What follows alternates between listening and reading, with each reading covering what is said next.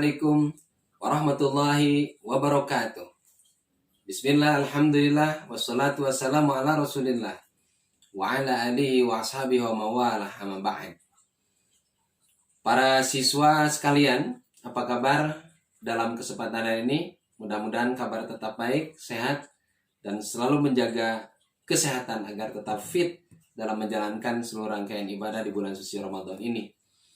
Alhamdulillah kita dapat bertemu lewat video ini untuk pertemuan kedua di materi program Sematren Ramadan virtual.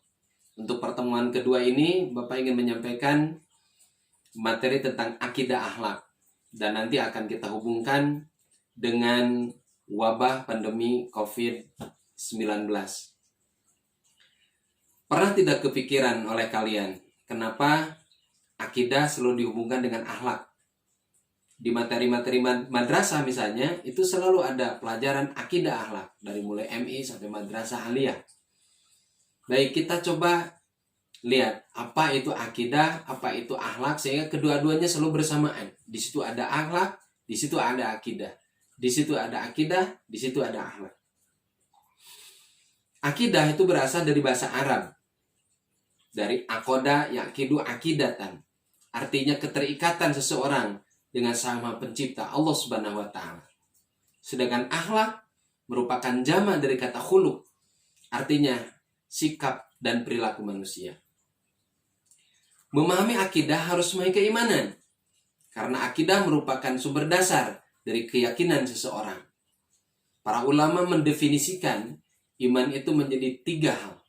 Yang pertama, iman harus dasarkan kepada tasdikun bil qalbi. Keyakinan itu harus muncul dari pemahaman dalam diri manusia, dari akal dan pikiran manusia. Yang kedua, iqrarun bil lisan.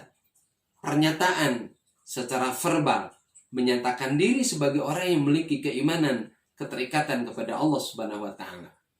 Yang ketiga, af'alun bil jawarih. Ada sikap untuk melakukan apa yang diimaninya. Karena tidak mungkin seorang melakukan keimanan tanpa mempraktekkan keimanan itu. Dan tidak sah praktek-praktek ketaatan seseorang tanpa didasarkan kepada keimanan. Lalu akhlak.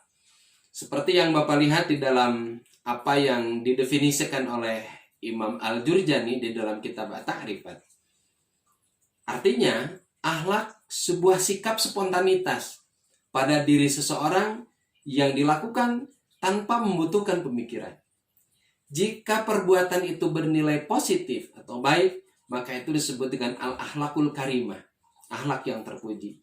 Sebaliknya, jika sikap dan perbuatan itu bernilai buruk, maka disebut dengan al-akhlakus sayyi'ah atau sikap dan perbuatan yang tercela.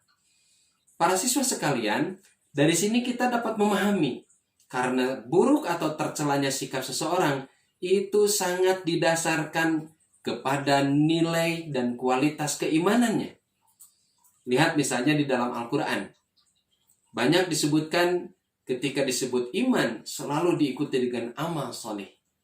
Surat At-Tin. A'udzubillahi minasyaitonirrajim. Wattini wazaitun waturi sinin wahadal baladil amin. Laqad khalaqnal insana fi ahsani taqwim.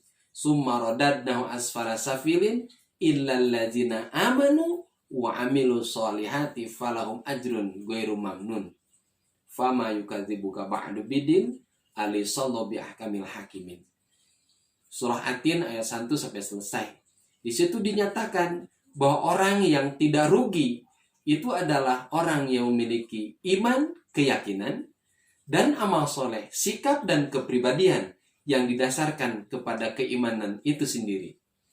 Maka sikap seorang yang mukmin seharusnya menggambarkan sikap dan perilaku yang menunjukkan orang percaya kepada Allah Subhanahu wa taala dalam menyelesaikan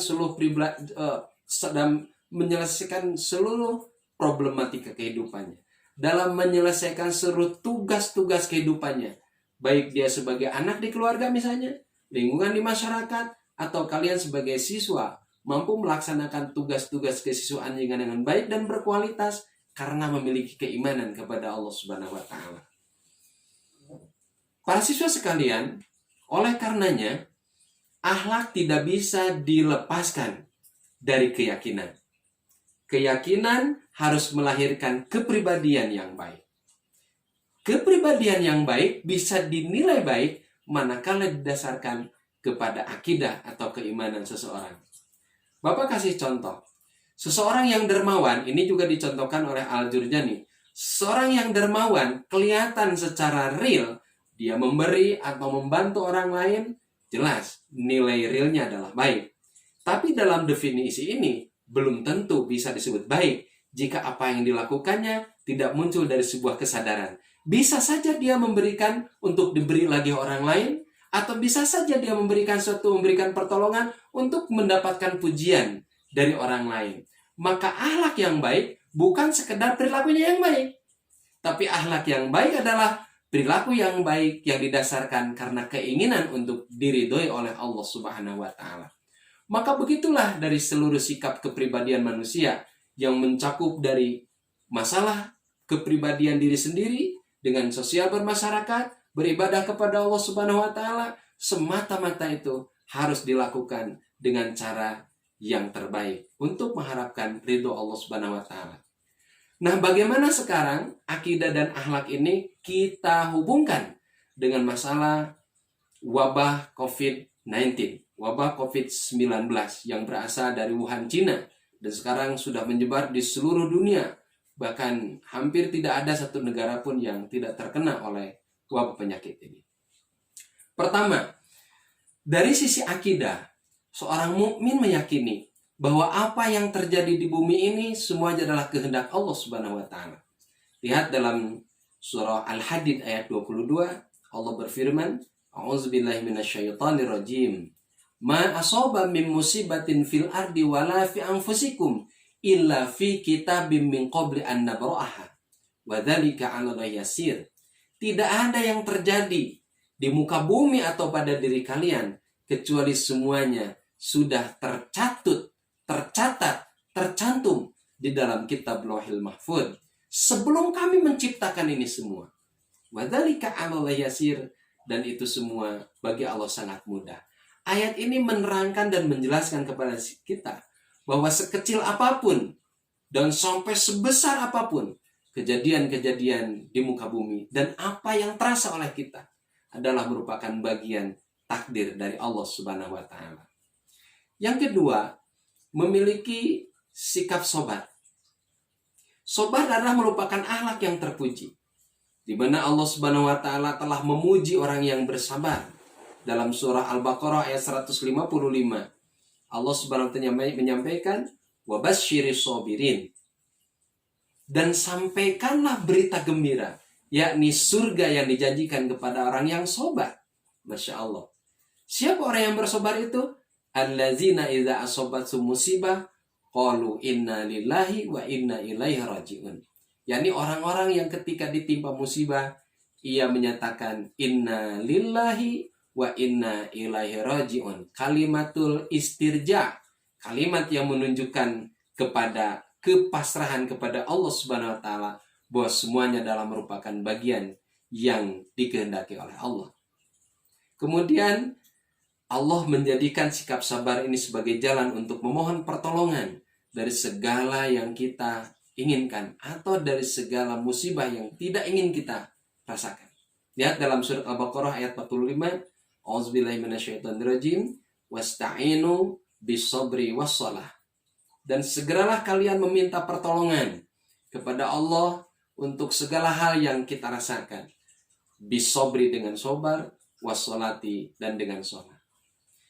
Yang ketiga, orang yang beriman kepada Allah Subhanahu wa taala akan memunculkan sikap akhlak yang baik atas musibah ini. Apa? Yaitu ridho, al-qabul, menerima apa yang sudah ditetapkan oleh Allah Subhanahu wa taala. Baik apa yang ditetapkan itu bernilai positif ataupun yang ditetapkan oleh itu bernilai yang tidak baik bagi kita. Takdir buruk dan takdir baik kita menyebut seperti begitu. Maka orang yang ridho kepada keputusan Allah Subhanahu wa taala akan terlihat dari aplikasi kehidupannya. Ketika dia ridho akan mampu melakukan apa yang diperintahkan oleh Allah karena dia telah ridho diperintah oleh Allah. Ketika dia ridho diberikan larangan oleh Allah Subhanahu wa taala, dia pun akan segera meninggalkan apa yang dilarang oleh Allah karena dia ridho mendapatkan larangan dari Allah Subhanahu wa taala. Lihat kelebihan orang yang diridhoi oleh Allah Subhanahu wa taala dalam surah Al-Bayyinah ayat terakhir. A'udzubillahi minasyaitonirrajim.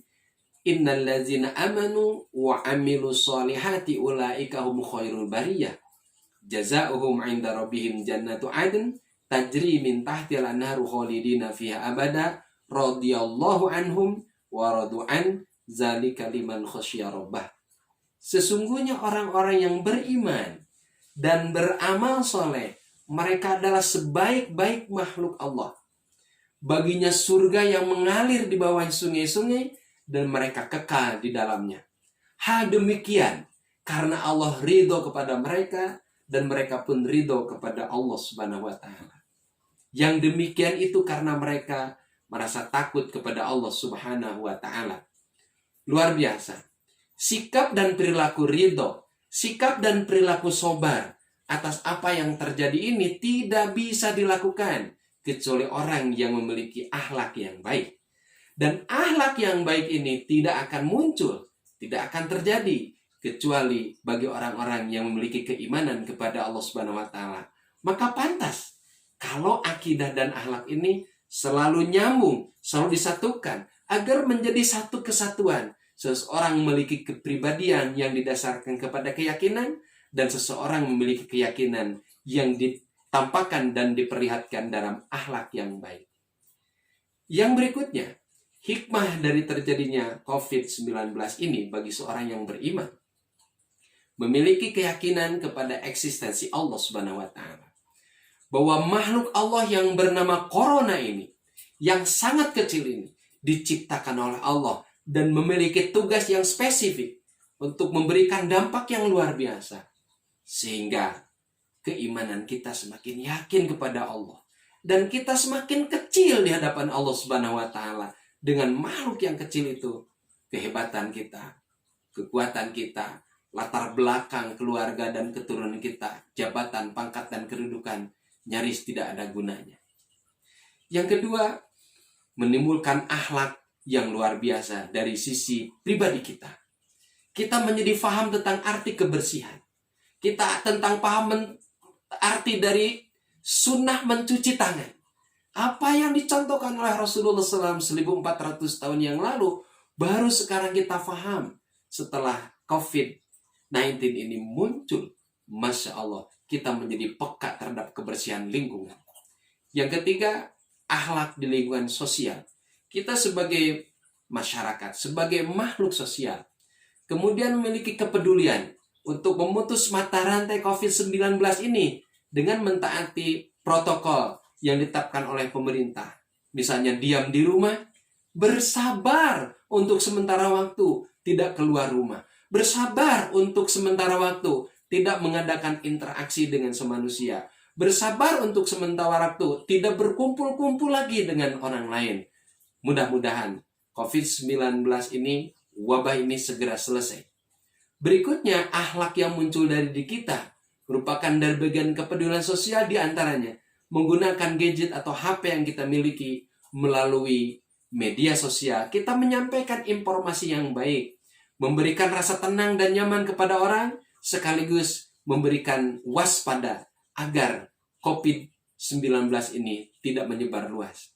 Hal yang lainnya bisa kita lakukan sebagai akhlak yang terbaik adalah memberikan, menyumbang, atau membantu dari orang-orang yang mendapatkan dampak dari COVID-19 ini.